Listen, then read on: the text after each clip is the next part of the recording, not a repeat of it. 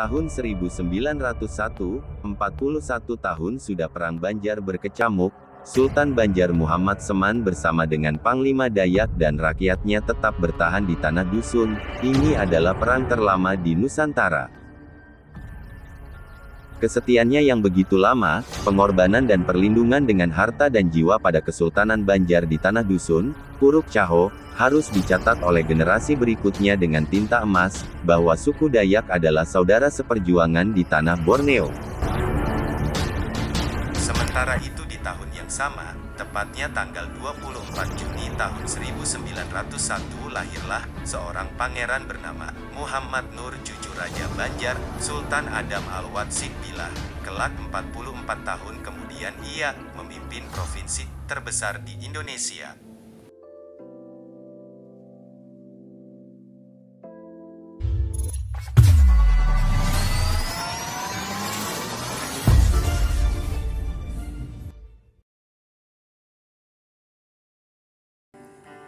Gubernur Kalimantan pertama, Insinyur Pangeran Muhammad Nur, telah mengkoordinir langsung semua perjuangan saat itu. Beliau yang mengatur siasat perjuangan untuk merebut Kalimantan dari tangan penjajah. Maka dengan demikian pada tempatnya lah kami menyatakan hormat setinggi-tingginya atas segala jasa dan bakti beliau dalam memimpin dan menyatukan perjuangan saat itu. Cilik Riwut.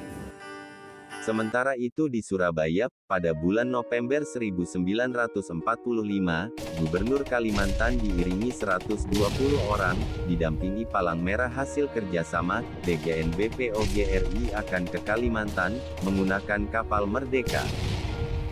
Rombongan tersebut gagal berangkat, dan kembali diutus rombongan pejuang berikutnya yang lebih kecil, ke Kalimantan bagian selatan, tengah, barat dan pada akhirnya berhasil.